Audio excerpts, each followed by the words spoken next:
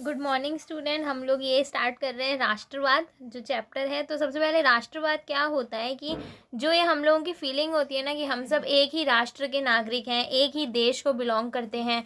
तो ये वाली जो फीलिंग है कि अपने देश के प्रति देशभक्ति की भावना, ये सब चीज़ें किस में आती हैं? राष्ट्रवाद में आती हैं।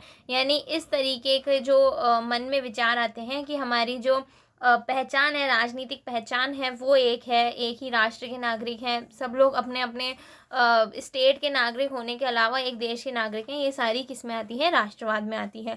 उसके बाद हम लोग देखते हैं कि राष्ट्रवाद के विभिन्न आयाम। राष्ट्रवाद के विभिन्न आयाम का अर्थ ये है कि जैसे एक तरफ तो राष्ट्रवाद क्या करता है, कई अलग अलग छोटे छोटे राज्यों को या देशों को जोड़ने का काम करता है। जैसा कि हमने देखा था कि इटली जर्मनी के एकाकीकरण में आप हिस्ट्री में पढ़ोगे, उसमें भी राष्ट्रवाद की भावना के तहत ही क्या हुआ था? बड़े राष्ट्र का निर्माण हुआ था।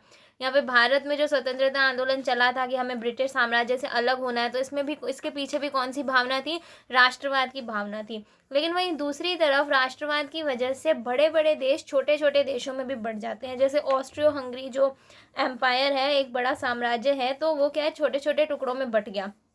ऐसा क्यों हुआ? क्योंकि उसमें जो लोग थे ना, उनका, वो जिस राज्य के थे, उनका उन राज्यों के प्रति जो राष्ट्रवाद की भावना थी वो ज़्यादा स्ट्रांग थी। इस वजह से उन सभी राज्यों को या उन सभी छोटे देशों को एक बड़े देश के राष्ट्रवाद नहीं बांध सका। ठीक है, इस वजह से क्या हुआ? वो छोटे छोटे देशों में टूट गए। ठीक है, तो इसमें यही एग्जाम्पल के ज़रिए हमें समझा रखा है। हम लोग इंपॉर्टेंट पॉइंट समझ रहे हैं, और बाकी आप एक बार चैप्टर की रीडिंग ज़रूर लगाना। उसके बाद ये देखो, राष्ट्र और राष्ट्रवाद, इसमें क्या होता है कि राष्ट्र का मतलब क्या है? तो ऐसा नहीं है कि जनता इकट्ठी हो गई, कुछ लोग इकट्ठे हो गए और राष्ट्र बन गया। आकस्मिक समूह नहीं है अचानक से बना हुआ। लेकिन ऐसा भी नहीं है कि बिल्कुल समूहों से बिल्कुल पूरी तरीके से अलग है।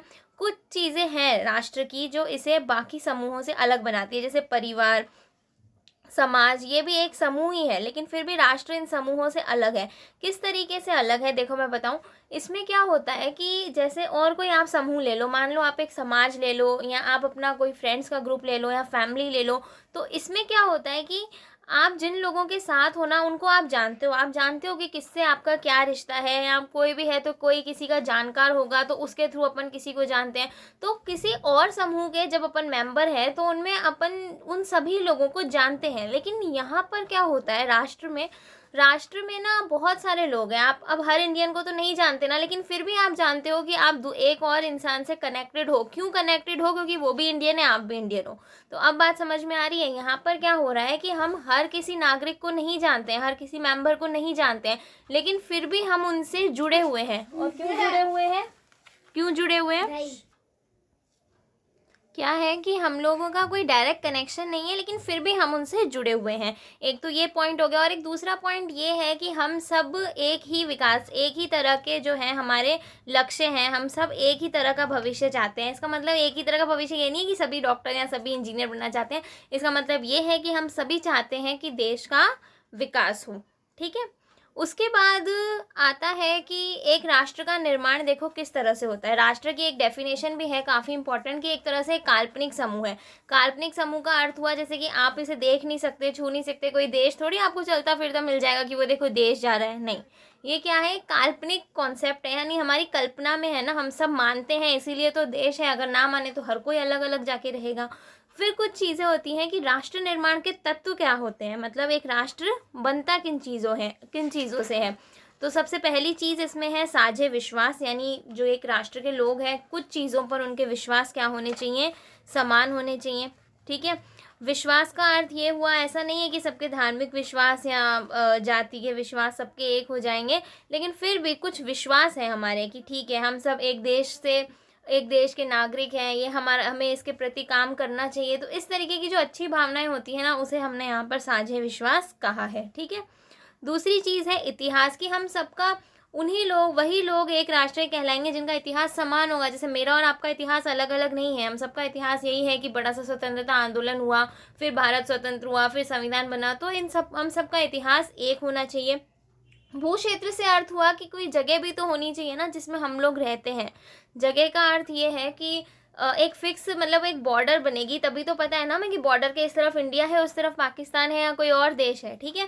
तो एक जगह भू क्षेत्र तो होना चाहिए कि यहीं हम रहते आए हैं, तो हमें पता है इस जगह से हमारा जुड़ाव है, तो हम इस देश के नागरिक हैं। तो एक भू क्षेत्र यानी किसी जगह का होना भी बहुत ज़्यादा ज़रूरी है। उसके बाद आता है साझे राजनीतिक आदर्श। देखो, साझे राजनीतिक आदर्श का अर्थ ये है कि जैसे हम सब का मानना ये है कि हमारे लिए लोकतंत्र सही है, ठीक है।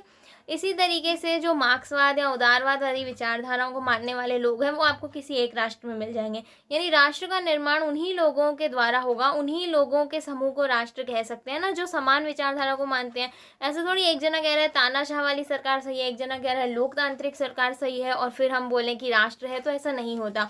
कुछ राजनीतिक आदर्शों पर सबको सहमति देनी होती है और फिर उसी के अनुसार सरकार चलती है और राजनीतिक व्यवस्था बनती है। उसके बाद आता है कि साझी राजनीतिक पहचान। तो देखो, हमारे यहाँ आप जानते हो एकता विविधता में एकता भारत को कहा जाता है।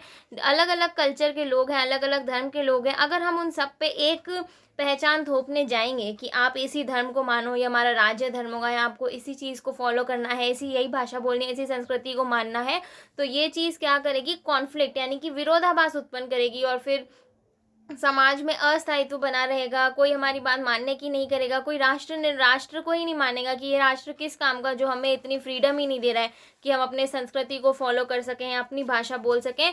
तो वो चीज़ इस पूरे मतलब ये जो टॉपिक है इसमें यही समझाया गया है कि क्यों एक तरीके से एक ही संस्कृति या एक ही भाषा नहीं थोपनी चाहिए जो भी आपकी जनता है उसके ऊपर, ताकि आप उन्हें थोड़ा फ्रीडम दो कि वो अपनी संस्कृति और भाषा को फॉलो कर सकें, तो वो आपके राष्ट्र के नागरिक भी बने रहेंगे। तो जो इस चैप्टर में इंपॉर्टेंट पार्ट है हमारे लिए नोट्स बनाने जैसा, वो यहीं तक था। बाकी इसके आगे समझने वाला पार्ट है, तो उसे हम समझेंगे अगले लेक्चर में। यहाँ तक के क्वेश्चन आंसर नोट्स आपको मिल जाएंगे। Okay, thank you.